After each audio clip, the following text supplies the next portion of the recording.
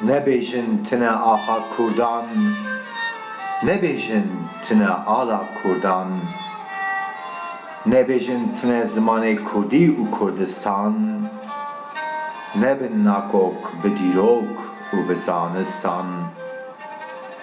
Ew zanistî û dîrok ji xwe her wiha rêve çû bi perwerdeya me û ya wan, bi nakokiyan neîşînin dilê zarokên ji berê û ên pêşerojan. Gel ku deşt berê dihesibandin wekî welatan, û her wiha olan bi hurmet bi bîr dianîn ola zerdeştan.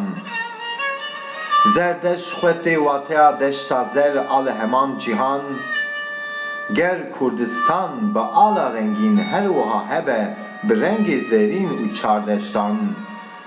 Ew çardeşt xwe wekî hemû welatê cîhan, dema bilêv dikin başûr bakur rojhilat û rojavayên her wiha welatên din ên cîhan. Ji xwe ne tenê Kurdistan, her wiha hûn û welatên din hurmetkarê roj û rengê zer a li fezan, ew rengên kesk, sor, zer û spî her wiha heye di nav nirxên xweza.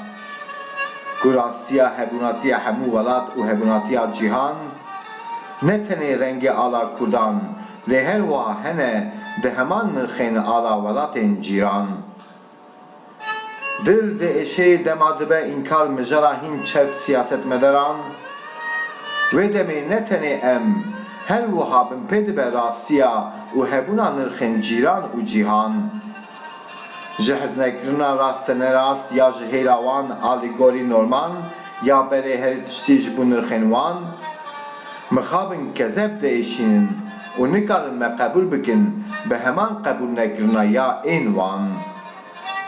Werin dev jêberdin bin pêkirina nirxên xwe yên hebûn ji bo gelê we û yê me yên wek heman rengan, bi normên rasterast yên însanî bawerî dadwerî ên ji bo we winê her wiha hebin ji bo Kurdan. Bi hurmeta biratiya rast a ji dervayê çerxa tenê peran, bi azadî ewlekarî û piştgirî hûn û em, hûn û wan, em û hûn û wan, bi hevdûran qezenc kin hem nirxan, hem gelan, hem dilên nifşên pêşeroj a rojhilat û welatan. Bila hemû hebûnatî û nirxan, tevî gel û zarokan bihemizînin huzura jiyan, însan, cîhan bi maf û aşîtiyan.